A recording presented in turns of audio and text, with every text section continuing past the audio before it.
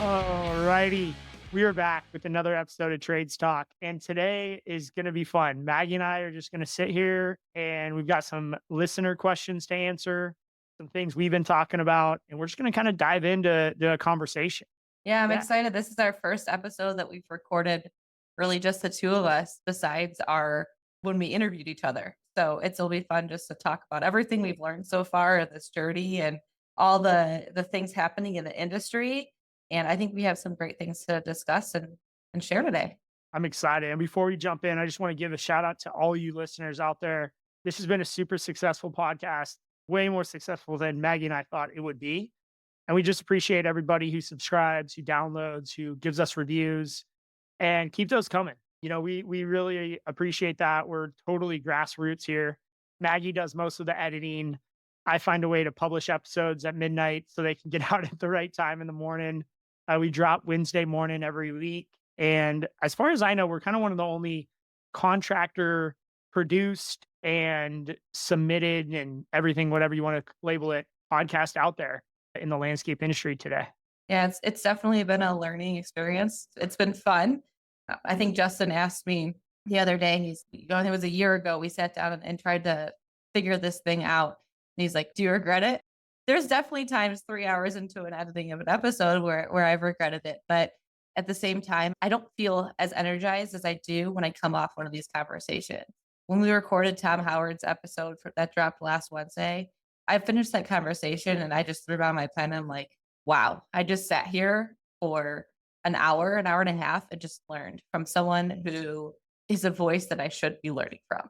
I know. Confession, I listened to that podcast 3 times already this in the last 7 days because it is one of those podcasts that you can just get so much more from every time you listen.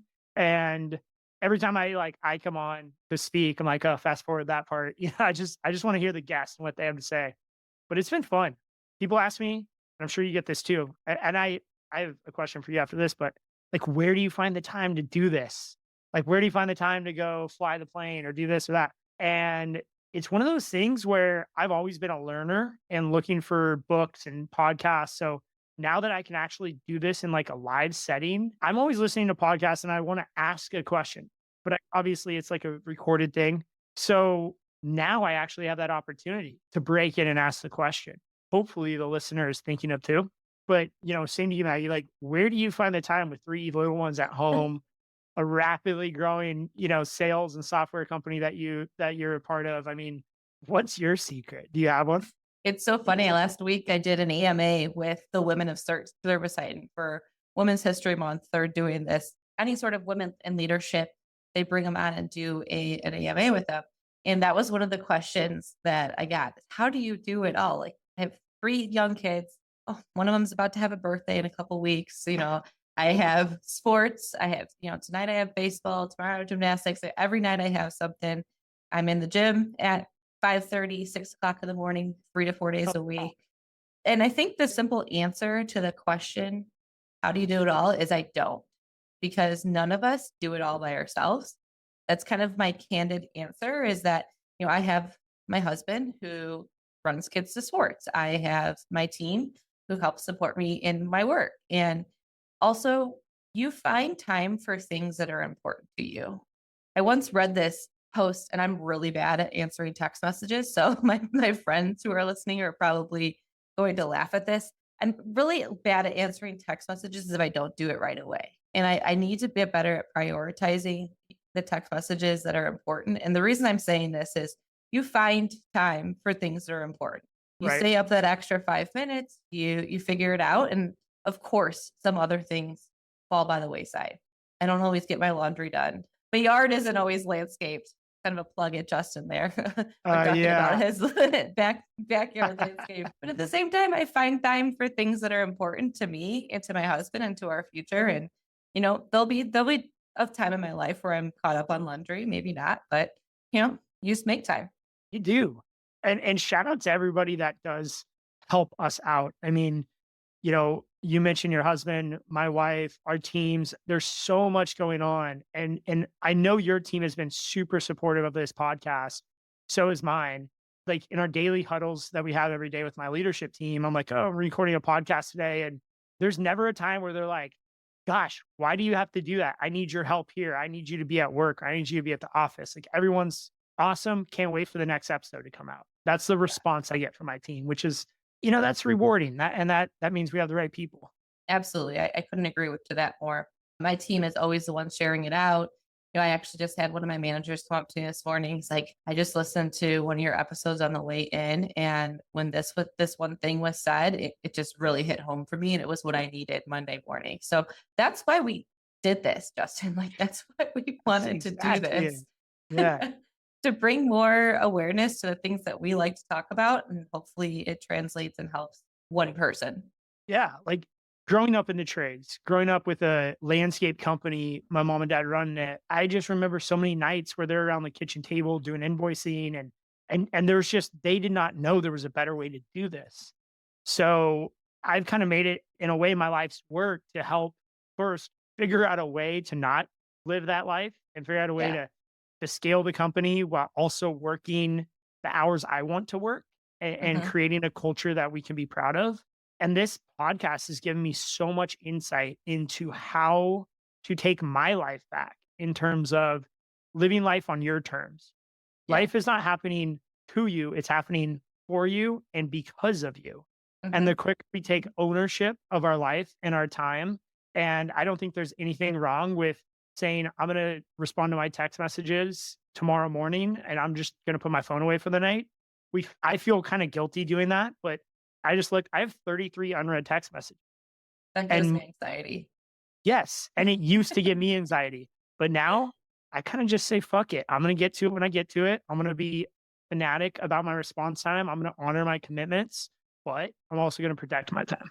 Yeah, protecting your time is so important. I do that with my kids. I think that there's a lot of studies around 15 minutes of undivided time with your kids is worth more to them than 3 hours of you being half engaged or on your phone and all these different things. And so I really do try to protect my weekends a bit to pour into my kids, into my family so that they know, hey, yeah, I might not be there and you wake up in the morning during the week because I might be at the gym. Dad might be taking you to school, but when I'm here, I'm here. I do the same thing with the team that I lead. So I like my one-on-ones, my weekly one-on-ones are pretty much non-negotiables unless I'm out of the Yep. office. I know we're talking a little bit, Justin and I were talking a little bit before we started recording that we both have our quarterly leadership plannings this week. So two's tomorrow and the next day we're both going to be tied up in leadership planning meetings. And it's one of the conversations I want to have today. What does that look like? Because that is time where you're sitting down with your leadership team, you're focused, the phones are away, the distractions are away, you're focusing on accomplishing goals. At least that's what it looks like for my team. Not to mention, the six of us took an hour today to air the grievances, set the agenda, write down what's important for us to tackle the next 2 days. And I think the hour today leading up to this week is going to make a bigger impact on how efficient the meetings go. I love this topic. Let's dive into this because we've been doing quarterly planning sessions since January 1st, 2016, and we have not missed one since. And they're typically 2 days for our leadership and then 1 days for our department. And to your same point, it's a pre-developed agenda. We meet a week ahead of time, just like you're saying, for about an hour. We review the agenda. We talk about where we're going to spend time, what we're going to, we typically come up with a list of things we're not going to talk about because we know those are rabbit holes that are more important in 6 months than today. Yeah. So we kind of are like, hey, let's not go down that rabbit hole. And we also practice this thing called blameless problem solving because it's so easy to be like, well, why did this happen? Who did it? Who was the one that approved that? Yeah. And so instead of trying to figure out who, more like figure out the why and the what. But we've utilized Jonathan Goldhill for the majority of our quarterly planning sessions up until last year. And last year, after 7 or 8 years with him, in every quarterly planning session, we decided to break off. And myself, as a visionary, I basically now play that role of facilitator. Sorry to interrupt you, but how did you Yeah. know you were ready to do that? It got to the point where Jonathan and we were meeting ahead of time. I had the whole agenda figured out and I kind of knew what I wanted to do. And he was like, "Hey man, I have no changes to make to this. You know the business better than I do." I think, Maggie, the biggest thing for me is it was my ability to be a true CEO. Up until 2023, I was not a CEO. I was a sales manager, COO, project manager, estimator, maintenance account manager, you name it, accountant, CFO. I was everything but a CEO. And Yeah. I'm sure a lot of people would make the argument that no, you were doing a good job. But truly, now that I am a CEO and I can look back at what I was doing day to day 2 years ago versus today, I have the ability to go and travel the United States, to meet with other landscapers, to go to conferences, to partner with folks like Aspire and Weathermatic to figure out what is the biggest trends in our industry. And I realized that my job as CEO is to bring those ideas and topics back to my team and make sure that we are one step ahead of not just our competition. I want to be one step ahead of our entire industry. And one step Yeah. ahead for me means 90 days minimum. So that's kind of the moment that it all kind of changed is when me and Jonathan were meeting and he kind of made the suggestion like, "Hey man, you might have this. This might be Yeah. something that you run with now." Think that's really important to let sink in because a lot of people are like, well, what does a CEO do? And they feel like they have to be getting their hands dirty, micromanaging all over their teams, all these different things. And in actuality, it's the complete opposite. Like the best run companies that I've seen, and I've talked to a lot of companies in the trades, the best run, most successful, high growth companies are the ones where the CEO stays out of their team's way. And Justin, you're staying out of your team's way. You're being the visionary, the big picture. You're bringing them knowledge, but they need to run the day to day because it builds their confidence, builds their skills. But ultimately, you hired them for a reason and you need to move on to bigger, better things. Yeah. And to that point, I think we often as leaders, and this goes for a crew leader all the way up to the CEO, we have this guilt, especially if Yeah. you're moved up to the organization that look, I should be down there with the troops fighting in the field. Like I need to jump on a machine gun and go to the front lines. But the true generals, the people who win wars and create successful companies are those who can sit and see the big picture that no one else is looking at. That is your job as CEO. That is your job as a leader of any department or team, even a crew leader. Like when you get to a job site, a construction job site, and you're a crew leader, and the first thing you do is pick up a shovel and start digging the trench. Well, what is everyone else doing? You have the Mhm. material, the equipment, the plan for the day.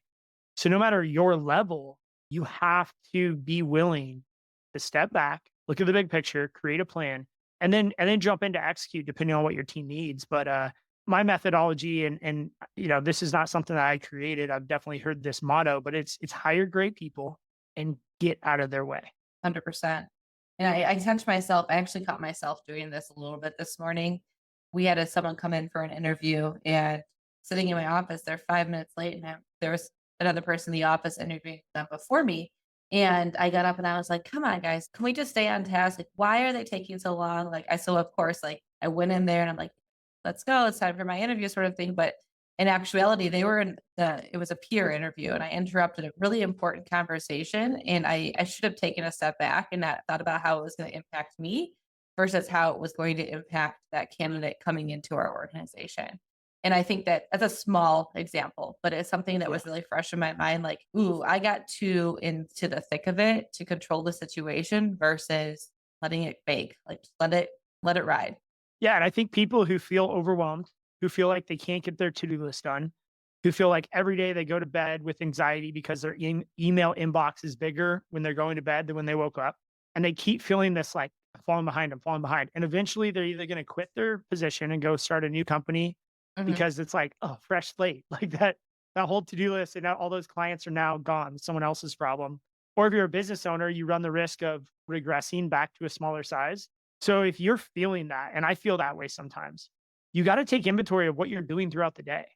Yeah. And usually when I'm feeling like that, and then I go and I do like an inventory of where I spent my time for the last 2 weeks, I realize I'm spending all my time in places other than the CEO seat. And Mhm. as soon as I get back into my seat and I spend time where I need to be and let my team do what they do, all of a sudden I get my emails done. I get my to-dos done. I'm rolling. I'm in the flow state. So if you're feeling that way, what I usually find out is I'm just trying to do other people's jobs, and believe it or not, they're not super happy with that. Like they're Yeah, not that doesn't stoked on always the lead job. to the best results for sure. So what are some of the big ticket items, big topics on the planning agenda for this week? So the three big ones I think for us, first is always vision.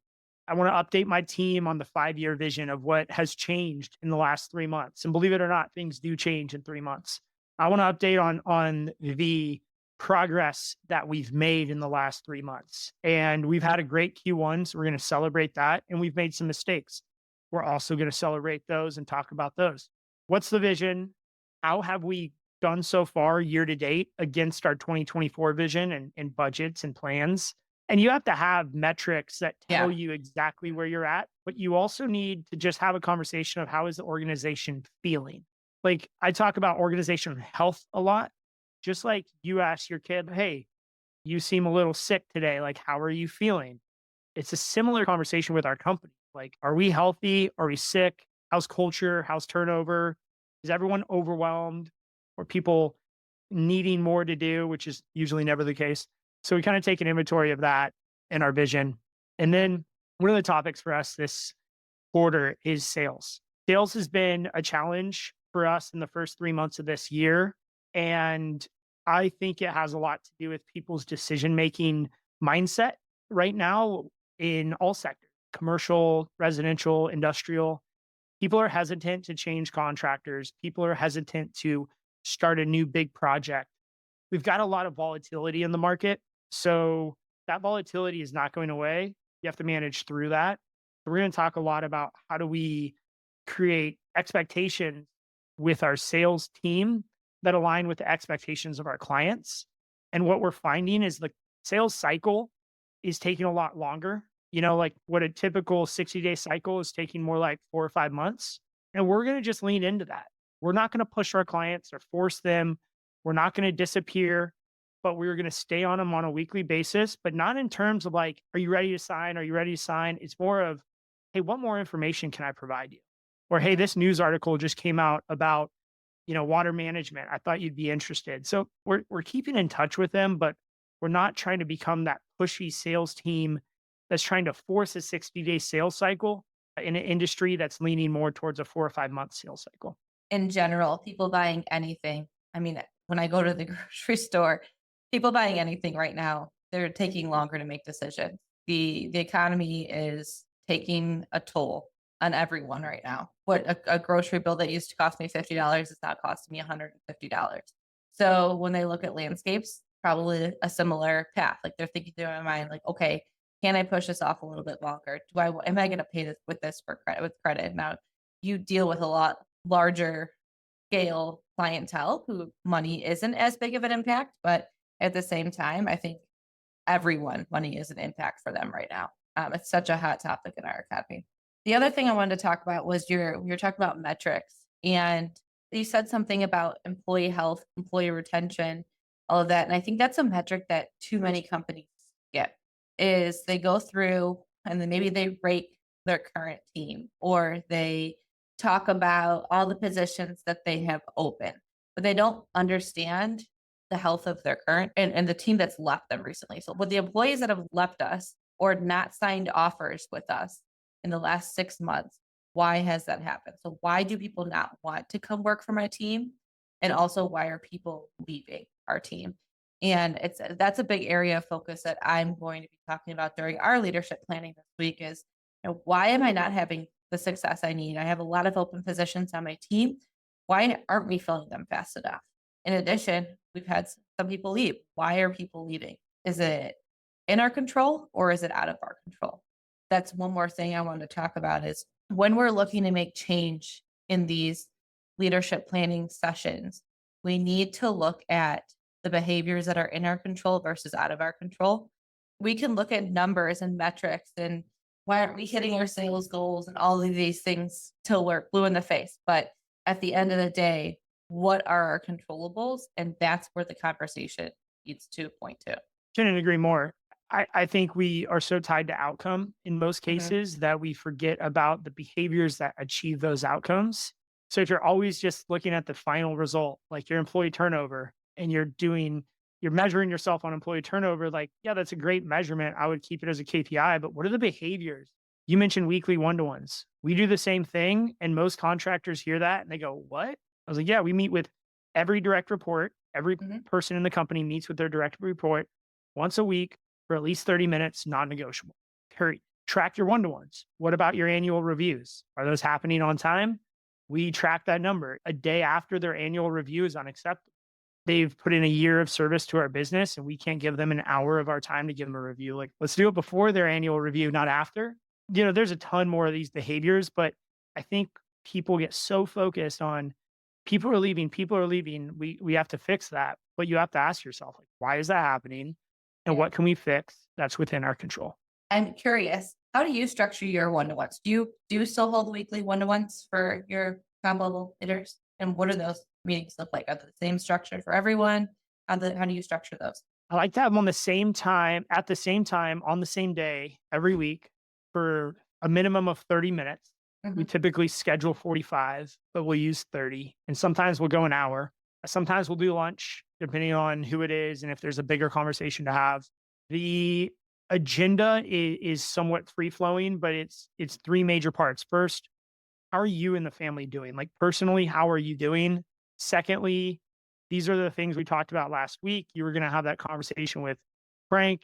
Did you have that conversation with Frank? If so, how'd it go? Kind of like some follow up and accountability. And then next is what are the three biggest challenges that you're facing today? And usually in those three challenges, you'll get a technical or operational issue. You'll get maybe a sales or financial issue, and then you'll get a strategic issue. And I always go to that strategic issue and say, "Hey, let's talk high level." And this is a CEO having a conversation with my COO or my director of administration. So we stay and try to high level as possible. But I think that goes down the organization. You need to have your one-to-ones be strategic. If you're talking about project management and this client or this bid or that bid, those need to happen, but I don't think they should be one-to-one conversations. I think one-to-ones need to be strategic. That's Yeah. one of our major focuses. A couple years ago, I saw this philosophy of how you should structure your one-on-ones. It was actually right when I went into leadership. And it's basically how I've been doing them since. And it's mine are always 30 minutes. I have 7 direct reports, soon to be 8 or 9. So I have manager levels underneath me, and then they each manage a team of anywhere from 8 to 10. So there's a lot we have to cover and I have to accomplish in a week.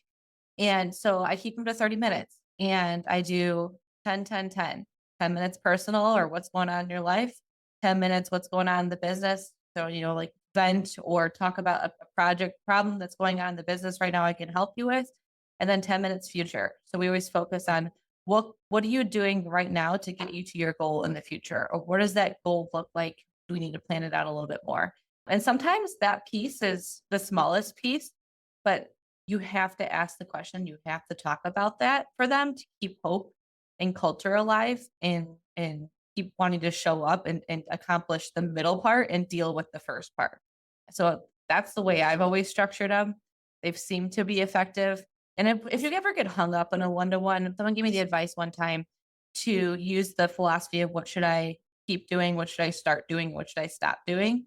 And Yeah. so those are just 3 topics. If maybe if you hear things have gone stale or can't really think about, you're trying to connect with a new manager, but whatever it may be, that's a good starting point is just focusing on those 3 areas. Yeah, I've had some very difficult one-to-ones in terms of awkwardness with new employees who are super nervous to be meeting with me because I do one-to-ones with my direct reports who are, like I said, I have 2 direct reports and Mhm. then my third is my executive assistant. And then like the VPs kind of funnel up to that next level. But I like to have one-on-ones with everybody in the company when they first start. So I'll go meet on a few times during the first 90 days with, whoever, the front desk assistant, production manager, new crew leader. I'll try to get in front of as many people as possible. We bring someone new on. Sometimes those one-to-ones can be very hard to have a conversation. So I like what you said. I'm definitely going to note that down. I also like to have the SWOT conversation. Hey, what's one strength that you see within the business, one weakness, one opportunity, one threat, and then I'll flip it on them and be like, What do you think is one of your strengths, weaknesses, opportunities, and threats personally, or should I say like professionally in the company as you see it today? And that usually spurs up a good little conversation. Yeah, absolutely. Well, lots of great stuff talking about planning this week. I want to pivot a little bit because this is selfish. We had put some things out on LinkedIn, and I know we want to talk a little bit about LinkedIn and just engagement and social media and AI and all that in general too. But we had put some posts out there asking for some questions for today's episode, and I think it's a good time to talk as we're talking about like working with our direct employees and partnering with people. We can shift the conversations over to the question we got regarding partnerships. And that question was, what are your thoughts of partnerships in your space? Do you use them for growth and opportunity? And Justin, I'll let you take this first. I have my own philosophy with partnerships, probably at a little bit of a different level than you, but in Yeah. general, the same core structure applies. But let me get your opinion on partnerships. So I think there's a lot of different ways to approach quote unquote partnerships. And I'll break them down into a few categories. First, I think you have non competing trades. So in the trades industry, if you're a roofer, you should have a great partnership with a good painter. You guys can refer each other back and forth. That also goes to maybe more symbiotic relationships like architects, engineers, people who would potentially be first in on a project. So, like a landscape designer, be in front of your clients before you are. So, having a good Mhm. partnership with them where you guys can refer work back and forth, that has been a huge benefit to us in building our company. That's like local partnerships with non competing trades. Then there's non local partnerships with the same trade. So, in the landscape industry, I'm part of a peer group, ACE peer groups with Marty and Vince. And I just had a talk with Superscapes in Texas this morning about business development, sales, and what they're doing for commission and what we're doing. And we can have these very open, candid conversations because we have that level of non-disclosure and that level of privacy with each other. And it really helps put things in perspective what other people are doing in other areas of the country. So that's another partnership. And then you have vendor partners like Aspire and Weathermatic and so many others that have helped not only train our team, but we can help each other by being like when you find a product that works really well, like Aspire's helped our entire team get clear on the numbers. We've increased gross margin. You know, those kind of stories resonate and it Mhm. gives Aspire a chance to like showcase a company, but it also gives a company a chance to kind of be proud of what you're doing. And when your team sees you in social media or sees them in social media and landscape magazines and what have you, you know, everyone kind of wins in that situation. So I think you have vendor partnerships and then you have press partnerships. So press could be the local newspaper. We have in the past wrote a weekly column for called Landscape Lessons, and that got us a ton of work. And whenever we had a press release or a newsworthy story, you know, the editor would run it for us because we were a columnist for them. And then national press. I write a column for Lawn and Landscape. So I've got a great partnership with Brian Horn and those guys.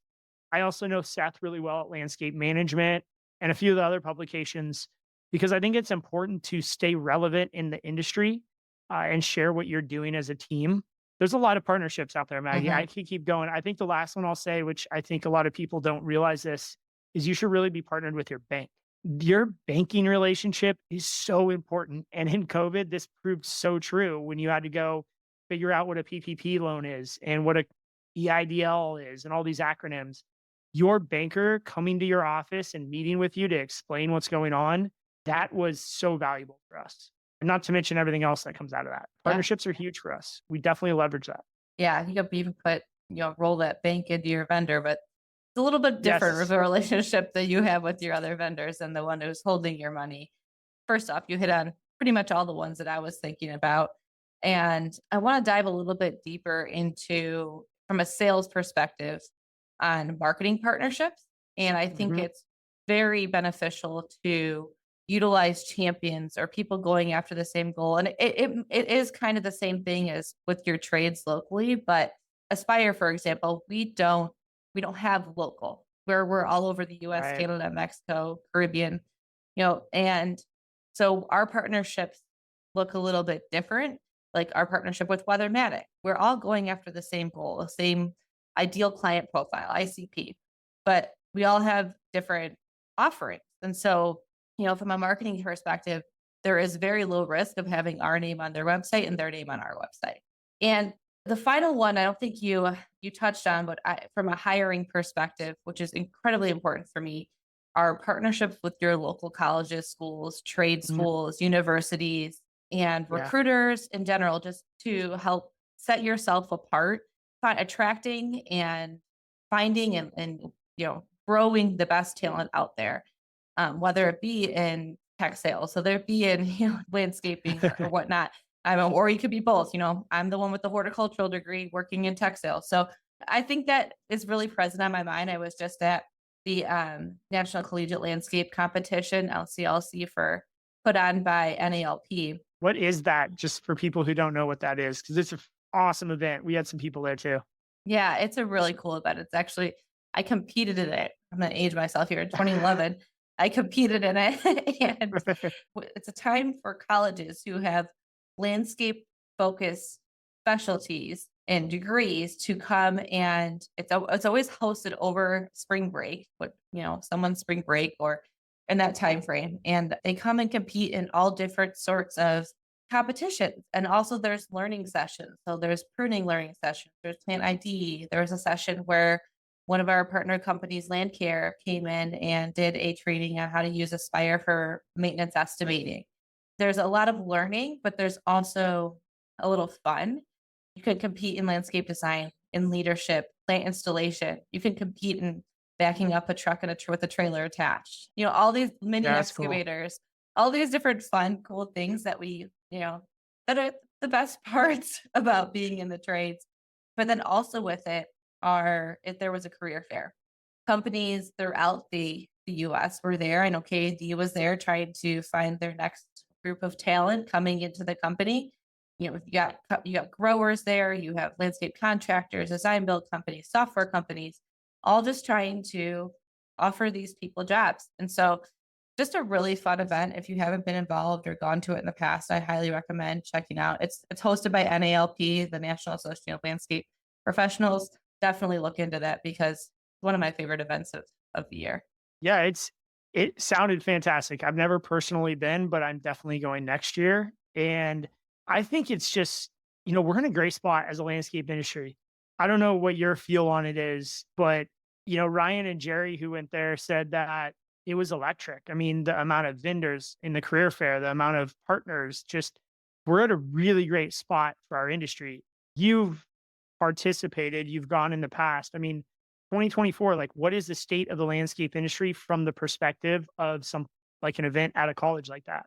Yeah, a couple things. So first off, not only did I go, I think this is important to talk about. I actually signed my job offer for my first job out of college at that event in 2011. So I signed with the big commercial landscaper in You're Chicago. like the dream recruiter there. I It was competed, I so signed up. true. Yeah, like It yeah, it's so honestly, perfect.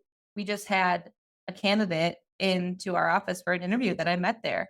It's just truly like it brings you back to the core roots. When you asked about the state of the industry from after going to an event like that, all of these different things have happened since I went to college. COVID's happened and we're in a recession and all these different things. But at the end of the day, the landscape industry is the same old, good hearted, blue collar, hardworking industry. And honestly, not too much has changed from the conversations had. People are always willing to talk to you, whether they work with you or not. And I mean, I'll even talk to competitors and different things like that. It's just, we're all good people working for a common goal. And at the end of the day, that's why I love this industry so much. Amen to that. I mean, that Mic drop, it's right? like mic I drop. can't. My mic is connected to my desk. You're all said drop it right now, but Yeah. it's the truth. It's why I love what I do and why we both love what we do. I think Yeah. we work with the best industry in the In the world, world. honestly. Yeah, yeah. What's funny is we often talk at K&D, we have our all hands meetings we do every 3 months, which is kind of the culmination of all of our planning sessions that leads up to this. And I think a lot of companies probably do this, but we do it every 90 days and it's just such a fun time. But I always give this 30, 45-minute address to my team. And at the end of it, I'm like, we're not trying to be the best landscape company in Watsonville or the best landscape company in California or even the best landscape company in the country. Like, we really want to be the best landscape company in the world. If anyone here who feels like that's not a worthy goal to go after, then this isn't a place for you because you have to dream big. And if you're going to try to be the best in anything, why sell yourself short? Will I ever become the best landscape company in the world? Like, probably Yeah. not, but maybe. So, like, Steve Jobs at one point had to say, "Hey, we're going to build this thing," and look at where they're at now. Like, Elon Musk at one point was nothing. So I think we all have to dream big and be appreciative of where we're at. If you don't have that passion that comes through when I talk, when you talk, I hear it when you speak. If you don't have that passion, then you should really take reconcile of like, where are you at in life, and start looking for where that passion is and then just Right. go after it, you know? Couple things there. I actually went through an exercise when I was young in my career, and this consultant came in. He goes, write down 10 things that you love to do. Has nothing to do with work or whatever. It might have to do with work. And write down these 10 things that you love to do. The reason I'm having you do this, then you compare one and two. Okay, if you had to do, I don't know, if you had to go ice skating and gardening for the rest of your life, which one would you do? Okay, I pick gardening. And you go through this list and you narrow it down kind of like a bracket, or NCAA tournament time. You narrow it down to that one thing that you love to do. And his philosophy was you could build a career around anything. Yep. If you love to read magazines, you can read magazines and write reviews for a living. If you love to go shopping, you can be an Amazon certified buyer. Like, there's a bunch of different things you can do. And I think that, to your point, if you don't love what you do on a daily basis, if you're not bought in to what you do on a daily basis, then why are you wasting your freaking time? In my opinion, like, why are you wasting your time? And then the second point, taking that into the Aspire world, I tell candidates that come into my office that I change lives. And what do you mean? You sell software to landscapers. What do you mean you change lives? If you don't understand, if you don't buy into the fact that we actually do change lives, then no offense, I don't really want you on my team. And here's why. We make it possible for these business owners to do things that they never thought possible. And I'm going to compare it to AI technology, another topic we wanted to talk about. Totally. AI has changed our lives, has changed my life. If I can use ChatGPT to do something to make my life more efficient, I'm going to do that. So why can't business management software do the same thing for our client? Why can't it give them more time back in the day, more money in their pocket, all of these things? And we have the stories and stuff to prove it. So if you think that you showing up at the office every day to pound the phones, to take the Zoom meetings, to demo software, and that you don't think that's changing people's lives, then you you don't belong Yeah. on my team. That's the end of the interview. Thank you. Yeah. Yeah. Nice talking to you. But I feel like you can read people when you're sharing these kind of like unrealistic, like, I totally agree with what you're saying, but to someone who's fresh out of college and they're applying at 10 software companies and one of them says that, they go, "Oh, okay, you know." But it's like you can feel if someone's actually buying into that. And Right. what I've noticed is most people who buy into that are people whose parents came from the trades or their uncle is a union electrician. And they're like, yeah, like, now that you mention it, I've noticed this thing that is always stressing out my parents. Like, I would love to be a part of that solution. So might as well be passionate about what you do, and you're Yeah. going to do it that much better. Yeah. Speaking about AI, oh my gosh, you know, for anyone listening, there's a founder and CEO of NVIDIA. He just gave a 2-hour lecture on AI. It's a must listen. It is scary, but it's mandatory to understand what is going on in AI because in, I think, a year or less, even now, today, if you are not implementing AI in some level of your business, it is like not using the internet in 2001. For people who had a cell phone and an email address in 2001 versus everyone else who didn't have a cell phone, didn't have an email, and everything was fax, your business skyrocketed because you can handle stuff on the go. You can communicate digitally on the go. This will change our businesses, our employees, and it will change our lives completely. And you can fight it and ignore it and bury your head in the sand, but your business will be more expensive to run. It will fall behind, and you're guaranteed not to be in a position of power and growth in, I'm telling you, 12 months. It's setting the new standard. It's setting the I think it's funny when millennials came in, millennials are the most efficient generation we've seen in a while. Millennials can get more done in a day than the generation before they get tenfold and beyond. And I think AI is setting the new precedent, just like millennials did with getting, working the 4-day work week or working from home or getting things done. AI is doing that now. If you are not keeping up with the standard, using AI technology will be the standard. It's going to be a non-negotiable. And so if you don't use it, your business will fail. You will go out of business. Now, I'm not saying that you have to hire robots to do everything for you or use drones to cut the lawns or something like that. But it's the simple things. I'm gonna name off some AI tools that I use to make my life Perfect. more efficient because honestly, we started this conversation by talking about how I get it all done in a day, and AI is a big piece of it. So the first one I use, ChatGPT goes without saying, but I want to talk about how I use ChatGPT. I've Mhm. used it to, you actually taught me this trick, to write my bio, my personal bio. Here are a couple websites that you can go to find webs or information about me. Here's a link to my Facebook, to my Instagram, to my LinkedIn, to some other things articles and stuff I have posted. Right. Please write a bio about me. Perfect. I've used it to humble myself in leadership. I have a tendency to come off very direct and almost sounding like a bitch sometimes in emails. I'm gonna just throw it out there, and I can take it and copy it and paste it into Yeah. ChatGPT and say, make this sound a little less direct and more empathetic, and it will do it for me. Still gives the same message across that I'm trying to get across, but it does it. So again, I have to mention it. And the next one I want to talk about though is Grammarly. I manage a team that Yep. utilizes Grammarly. If they don't utilize Grammarly, they're going to get a swift kick in the where from me. But it just makes everything sound better and more professional, and it's free, and you can attach it to pretty much.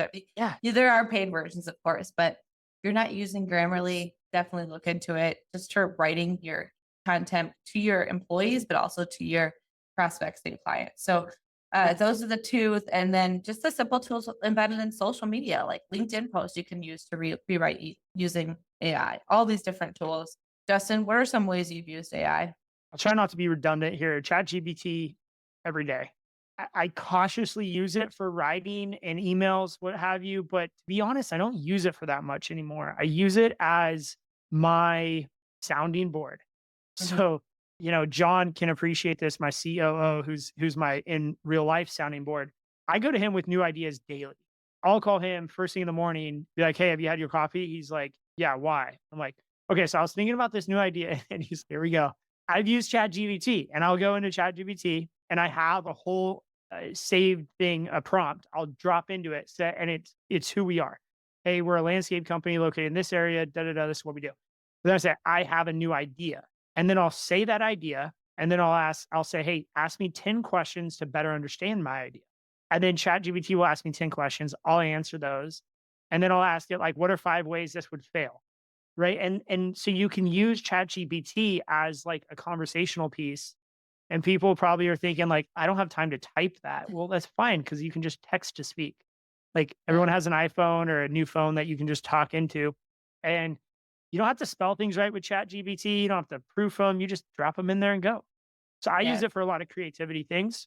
If I'm giving a big presentation to my team, like, hey, what are the 5 most common time management myths that I can use for a PowerPoint slide?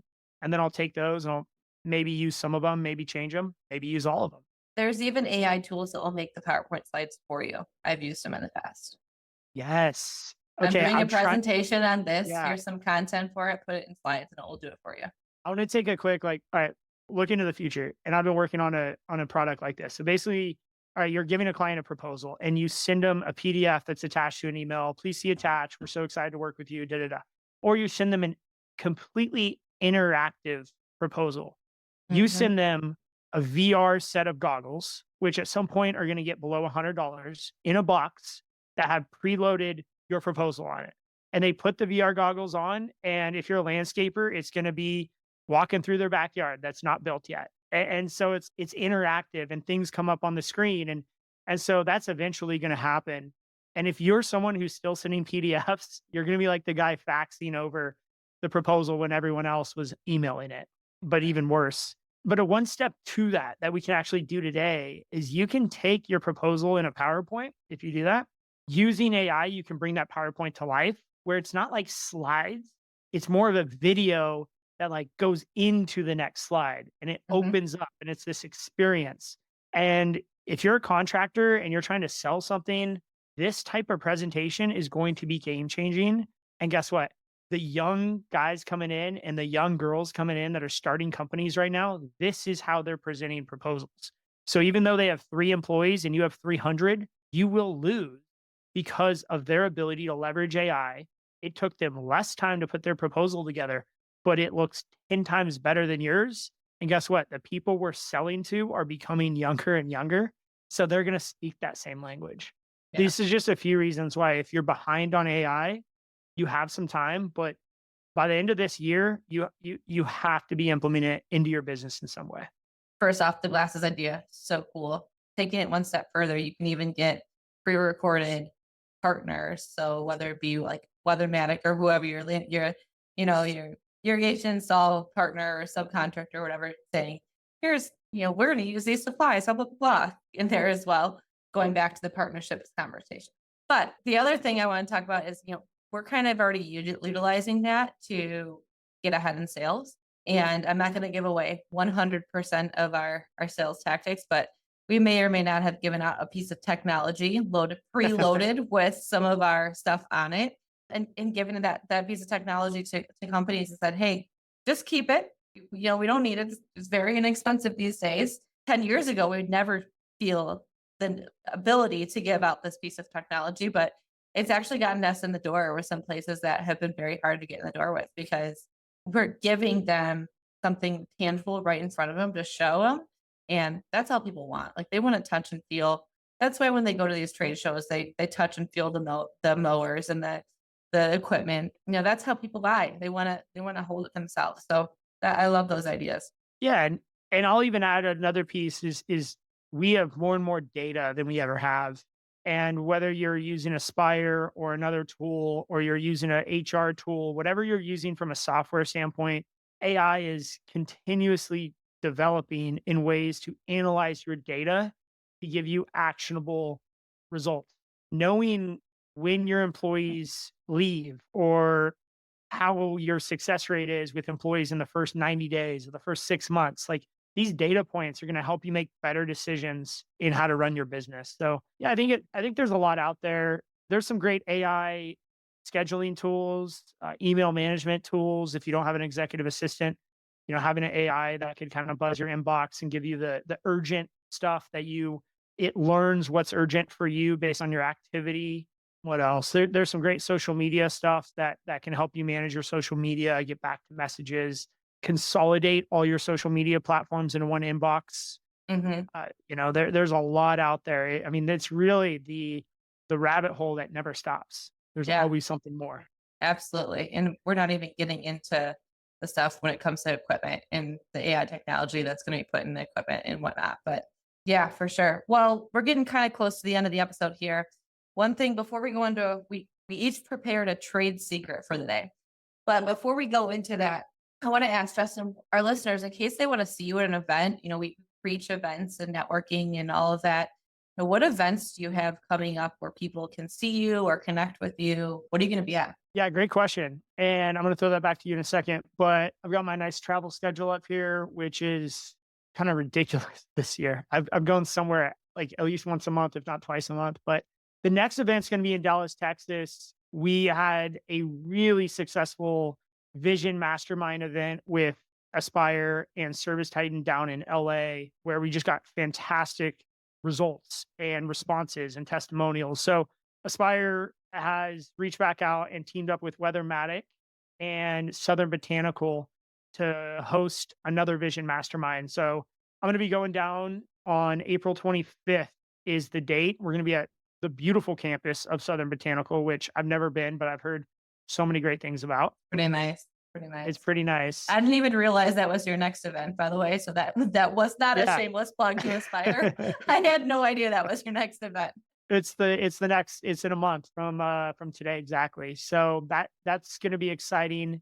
And people are probably wondering like, should I attend? Should I not attend? Whether you're a landscaper, in the trades, janitorial, pest control, these type of trades are super, crossover. And we're just going to be helping create visions. It's really a workshop. So I've created not just I'm not going to get you guys all excited and give you all this homework and then you leave and you don't do anything. Like you actually set your BHAG, your 10-year target. You actually create a 90-day action plan. You will actually be further ahead in 90 days after this event than when you showed up. And we have a bunch of testimonials to back that kind of results up. So that's going on. I'm super excited, obviously. Then I'll be going, let's see, I'll be going to Chicago, doing another talk. That one's kind of a private deal, but I'll be back in the public scene at Lawn and Landscape Technology Conference. That is in July. And let me get the date real quick. I believe it's going to be the 22nd. 23rd to 25th is the tech conference. Are you going to go to the Business Builder Summit for Lawn and Landscape? Unfortunately, Brian and I actually were talking about that event a while back. He had this idea to create a builder summit where people can come that are all about growth and acquisition. And I was going to be one of the keynotes there. And unfortunately, my sister is getting married that Oh, same week. So trying to go from priorities. Atlanta, Georgia to Hawaii would be kind of hard in the same day. Yeah. And so I can't swing that one, but that is going to be a really, really great event. That's coming up in May. If you're Yeah, I'm interested in going. going. I'll be You're at going? that one. Yeah. So May Okay, cool. 22nd to 23rd, Nashville, Tennessee, the Lawn and Landscape Business Builder Summit. Awesome. What else do you got going on? The only other one I'll be at is pest control related. There is a women's in leadership forum. So May 7th through 9th in Atlanta, Georgia. So if you're a woman in the trades, woman in pest control, that is a great event that I'll be attending in a fun little boutique venue downtown Atlanta. So those are my main ones coming up. This time of year tends to be a little bit slower for events, but Yep. starting even with SIMA, starting with June, July, things really start to pick back up. So I think that's just a great segment or information we should get to our listeners is, where we're going to be if they want to talk to us or they want to approach us about coming onto the podcast. That's where you can find us. Yeah. And you can always reach us on social media. It's probably the easiest way to reach either of us. Just DM and we'll get back to you on whatever you're asking, whether you want to be on the podcast, you have a question, or you just want to chit chat and catch up about the industry stuff. I'm always for that. And I know Maggie is too. Okay. So trade secrets. This, by the way, I think is the coolest idea we've had about this podcast. This is idea trade secret. And I think Maggie was your idea. So I want to give you credit on that. There's so many good trade secrets over the last, few months since we've been doing this podcast. And I've learned a ton. I know you have too. What's your trade secret for today? Yeah, my trade secret is going to be something that I'm focusing heavily on with my team right now. And that's about controlling the optics. And you never know who's watching. So, what I mean by this is there are a lot of uncontrollables in business. And I alluded to this earlier in the episode, but there are things, whether you miss your sales goal, whether you're always going to have upset clients, you're always going to have things fall through the cracks that you missed. And so all those things are inevitable, but the one thing that's not is how you control yourself in in all situations and the optics surrounding that, how you react to certain things, how you react to good news, how you react to bad news, how you pump up your team, how you handle defeat. I think that controlling yourself, controlling your optics is the ultimate benchmark to set the stage on where you can take your career. So been focusing a lot of that on my team, showing up, making sure that you dress appropriately, you're giving it your all. And that way when you're called upon, there isn't any question as to why you're the one who's being called upon. That is so good. I think we lose sight of this in spring when things get really busy and we're stressed out. 100%. We come into the office and we feel like we know we're doing so much. We almost give ourselves a pass and allow ourselves to kind of not be that good role model. And in the back of our heads, we're like, well, we're just really stressed. And the team knows that. So they'll give Yeah. me a break. But the truth is, we're always on stage. We're always being looked at and looked up to by our team. And the one thing you can control is how you react to things. Can't always Yeah. control what happens. And I think that it pairs with leading by example. So if I'm going to be preaching this to my team, I have to control my own optics. I have to control the fact that, I'm going to get up and I'm going to work out because I'm a better employee, better human to be around when I do that. I'm going to control the fact that, yeah, there's days where my kids are sick and they're on spring break or all these things come up and I have a lot going on at home, but I need to figure that out and show up when I show up. But also being honest with people because we all go through struggles and I don't want it to be taken as controlling your optics is putting on a false facade. I think it's being raw and vulnerable and explaining the hard times in the right setting, but also being able to put that behind you so that so that you can move past it and not let all of those down moments impact every moment of your day. So well said. And I think there is a point where this is your responsibility as a leader to figure out how to handle the stress that is your job in your life. You owe Mhm, it to your team and you owe it to yourself to be a better leader tomorrow than you are today. So it's not about being perfect and being, like you said, you can be honest, you can have mistakes, you can do this stuff, but I think it's just about progress. Every day you're aware of your how you come off, how you are as a person, and you work to just improve that by the slightest bit. I think if you're just conscious about this whole process and this idea of being a good leader in mhm, terms of how you show up, then mhm. you're going to do a great job. I think when I fall off, it's because I become too focused on other things and not enough focus on this. Yeah, I Okay. think the 4 I'm gonna get to yours. I just wanna say one final comment. My leader, Jason Ray, when he took over our team, one of the things the motto he lives by is blame no one, expect nothing, be grateful for everything, and never quit. And if you show up with that mindset and control those things, you're gonna put yourself in a good position. So, all right, I'll stop rambling. What is your Yes. trade secret So for the day, Justin? it rolls into what you just said really well. It is the idea of always learning and always progressing as a person, as a human, as a leader, as a parent, as a friend, as a family member. Like you owe it to those around you to always be getting better. And it doesn't mean you have to be getting smarter or you have to be making massive progress in your career, but it's the idea that, like you mentioned, going to the gym, like being a healthier person for your kids, or trying to show up to work a little bit early and prep and just like spend 10 minutes getting ready for the day. So when your team shows up, you're not in this hectic, crazy, all over the place mindset. So let me just kind of like consolidate this down into one thing. It's the idea of being a lifelong learner. Yep. And so many people come to me and they're like, "Hey, like I want to do what you're doing, but I didn't go to college. I want to do what you're doing, but I didn't do this. I don't know how." Or and I just kind of share with them like, "Hey, man, like there was a point in my life where I was just a high school dropout doing nothing not too long ago. Like when I was 23, 22, 23, like no one could have predicted where I'd be today. And I've had a lot of great mentors, but no mentor came to me and was like, Justin, you need to show up at this time every day because we're going to have lunch. No, like I sought those mentors out. I went and downloaded and listened to the books. I went and bought the bookshelf behind me. Like you have to want to learn to advance. Yeah. And if you want to take your career to the next level, there you go, right there. And we Mhm. mentioned AI earlier. Like that's a great tool to advance your learning. I just want to echo Tom from last week's podcast. He mentioned masterclass. So I jumped on that. I've heard about it, I've seen it. So I jumped on that. It is so amazing. You can pack so much learning into like 30 minutes. So that's my trade secret is be a lifelong learner. Yeah, I love that. If I could be a student for the rest of my life, I would, and honestly, I can't be.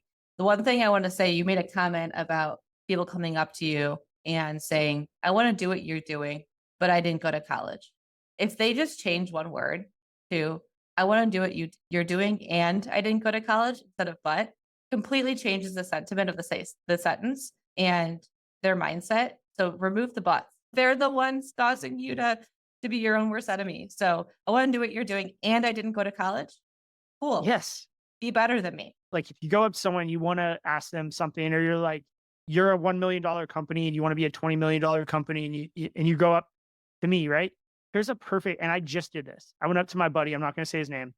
He runs a, hundreds of $1 million company. They're like 250 a year in revenue, huge, huge company. And 5 years ago, they were small. 10 years ago, they were almost nothing. So I ran into him the other day. I go, "Hey man, like if you were my size, if you were 20 million again and you had to grow from 20 to 250 million, what are the first 5 things you would do?" That gives someone something to grab onto and to answer. And although he couldn't give me 5, he gave me like his top 3. And you better believe that I have studied those 3 things and I'm bringing those to tomorrow's leadership planning session. When you run into people who you want to be like, or you admire to grow your company into a similar place or career, ask them, hey, if you're in my position again, like you were back in the day, what would you do differently than what you did to get to where you are now quicker? I like the way you phrased it because it changes the mindset. You said, what are 3 to 5 things you would do? Instead of saying, what are 3 to 5 things you wouldn't do?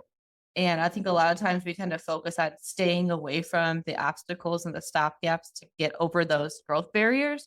But if you focus on the things that he would do, he or she would do, it changes your mentality saying, okay, these are what I have to do, not this is what I have to stay away from.